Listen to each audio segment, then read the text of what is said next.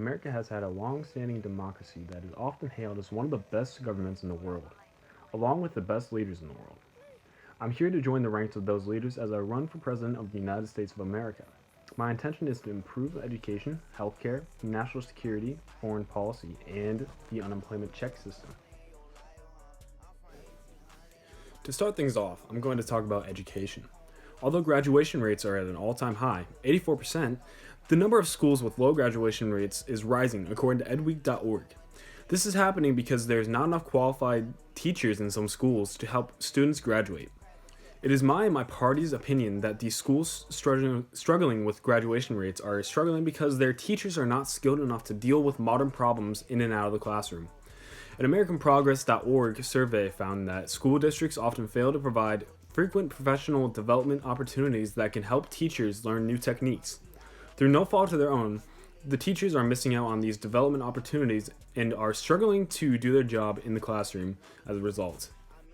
To help counteract these problems, we are willing to allocate funds to help teachers in failing school districts go through training to better their educational skills.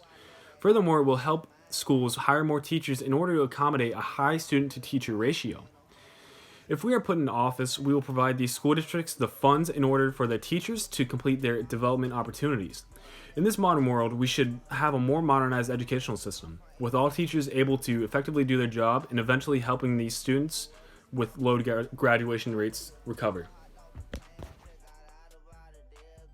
Shifting my focus to healthcare, most Americans are lucky to be able to live near a hospital, as 80% of Americans live in urban areas where most hospitals are located. For the unlikely minority who live in rural areas, there are far fewer hospitals nearby that they can access. According to PewResearch.org, the average American living in rural areas is 10.5 miles away from the nearest hospital. However, there are always outliers, as some people may live hours away from the nearest hospital. Another issue we're trying to tackle is the amount of hospital closures happening in rural areas. According to USNews.com, 120 hospitals have closed in rural areas from 2005 to 2017, with 64 shutting down from just 2013 to 2017. This is unacceptable. Letting these closures happen is not fair to those living in rural areas, which these hospitals serve.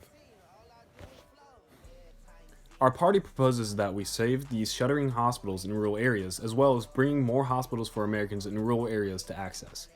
According to Fixer.com, a 120-bed hospital with an ER and a maternity ward costs $112.5 million to build on average in America. If we were able to allocate funds to a budget to build more hospitals in rural areas, we would be able to provide more access to these rural folks in need of health care close to their home. These rural citizens deserve to have the same amenities as those living in urban areas, especially amenities concerning their health. These hardworking rural citizens deserve to be treated better than they are now.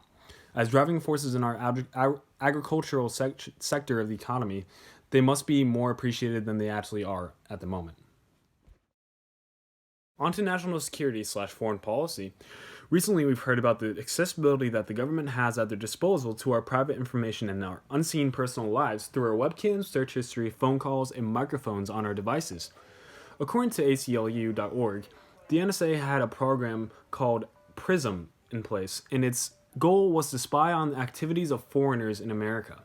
However, it's been proven that this was not the case at all.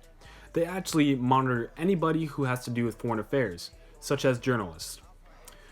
The person who exposed the government for their blatant spying on innocent Americans is Edward Snowden, and is currently being prosecuted by the U.S. for exposing their secrets.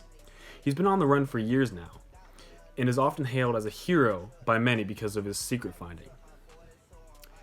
If it were up to my party, the NSA would be fully transparent in their tactics and numbers, but not in the people they pursue. We would also point the NSA into the direction of national security risks from China and North Korea, as there have been multiple attempts in the past to initiate cyber attacks on the United States.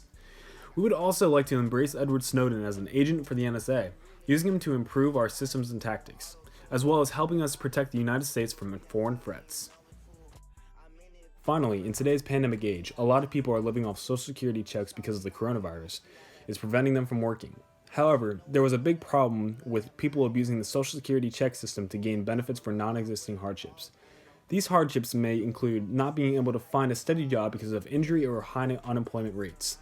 This system is prone to abuse, though. According to CNBC, 40 million Americans were living off these monetary benefits in 2019, pre-COVID, and more than 3 million of these people were inappropriately receiving those benefits.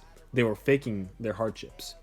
In total, 60 billion is handed out by the government to those 40 million Americans, meaning billions of dollars is being handed out to the people who don't need it. Among these living off welfare falsely, Lyle Jeffs was a flagrant abuser, as he was able to swindle $2 million out of the program. Jeffs is just one person that were able to put a face to the growing trend of fraud within the Social Security check system. My party vows to end the rampant abuse of the Social Security check system after the global COVID pandemic ends. There will most likely be more people that pile on to the people abusing the Social Security check system, but we will accommodate those people and the non-COVID cases of fraud in the Social Security check system. With my party handling this problem that is hemorrhaging money to those undeserving of much needed money, we will be able to allocate those recovered funds to other programs inside of government that benefit the good of the people. Those caught in the web of Social Security checks fraud will be placed in a program that will help them find steady jobs and help them make them self-efficient, rather than throwing them in jail and adding additional strain to our justice system. Our party is more focused on rehabilitation and recovery tactics rather than bait and switch.